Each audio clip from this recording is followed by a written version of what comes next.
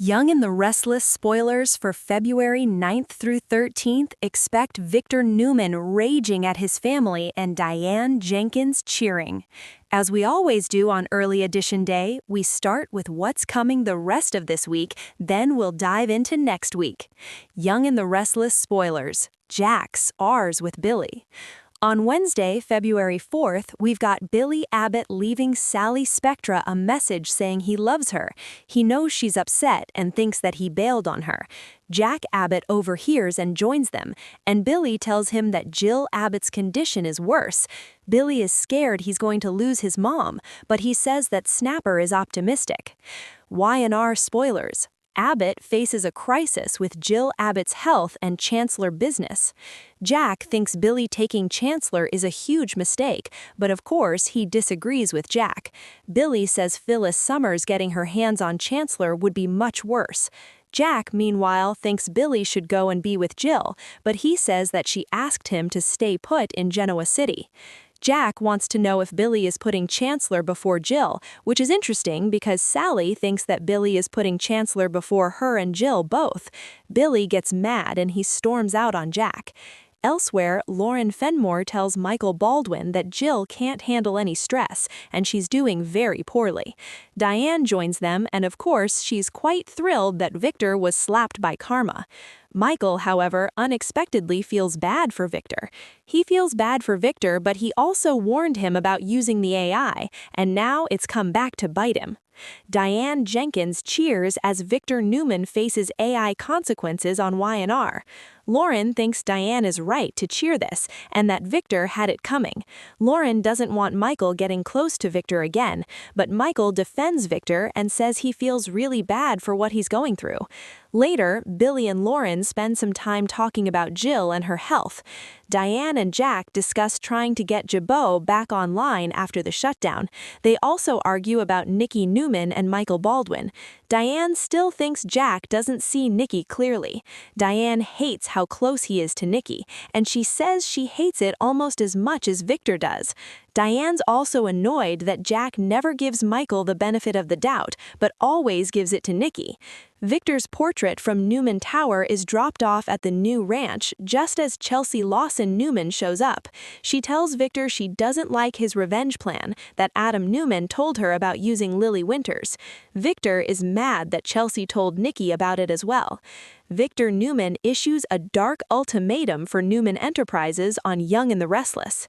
They want to know exactly what Victor has done with Lily and the kids. Nikki keeps trying to reach Lily and can't get through. Adam joins the conversation, but Victor at this point is so unhinged he won't explain anything and calls his family backstabbers before he storms out. Nikki is hoping that Victor would be able to talk Lily into working with them, but Adam doesn't think that will happen because of how Victor went after Lily during the whole takeover at Chancellor. Kane Ashby and Phyllis Summers swan into the Newman CEO office. They're happy to see the mustache's painting is gone. Phyllis talks about renaming it Ashby Summers, but Kane shuts that down and says the name Newman Enterprises is important and carries weight. And Phyllis keeps griping, but Victor comes in and asks to speak to Kane alone.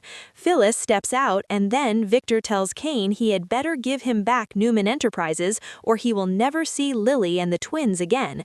Victor is going to tell him he has them, which is kind of ironic because Lily and the twins have both told Kane already they don't want to see him again. The search for Mariah Coplin and baby Dominic Chancellor intensifies on Y&R. On Thursday, February 5th, we are going to have Kane getting support from Phyllis. Kane is obviously going to tell Phyllis that Victor snatched Lily and the kids, but I doubt Phyllis will believe they're in any danger. Victor would make way too many enemies if he hurt them. Devin Hamilton, Abby Newman, Jill, and Nikki would all come for him. Victor tries to convince his family to trust in his plan and to trust him with this big move he's making against Kane.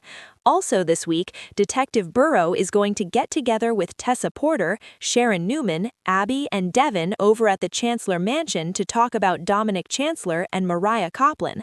Abby and Devin are hoping Burrow can find them. By the way, if he's not already signed on, he is going to be with the GCPD soon as a detective.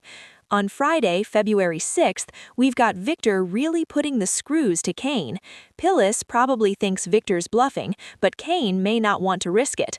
Whether Lily is playing along or not, I'm sure Kane isn't going to be able to reach her and he may panic. Will Kane really give in and give everything they took? I don't think Phyllis is going to let that happen.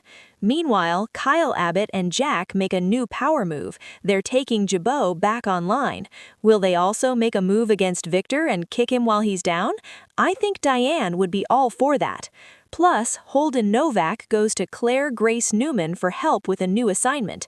I wonder if Kane has tasked Holden to try and get a lead on where Lily may be. There's a chance Claire may betray Victor, because she's pretty mad about all the things he's done on Y&R. Claire might barter that info for the information she wants on Audra Charles. Meanwhile, Mariah continues on the run this week with Dominic and imaginary Ian Ward riding shotgun. Young in the Restless spoilers for February 9th through 13th, we are deep into February sweeps, and we've got Mariah's scary downward spiral picking up the pace. She and Dominic are going to stay on the run, but their pursuers are coming for them. It looks like she's heading south, maybe back to Florida. Burrow, Devin, and Abby are going to hop on a private jet to try and stop Mariah from carrying out her plan. We'll see if Sharon, Tessa, and others go along. Meanwhile, Daniel Ramalho is there for Tessa as she worries about Mariah's increasingly scary behavior. This may push Tessa to go ahead and get a quickie divorce from Mariah so she can get sole custody of Aria Porter Coplin now that her estranged wife is out kidnapping kids. Sharon, meanwhile, is consumed with guilt over Mariah and blaming herself for what has happened.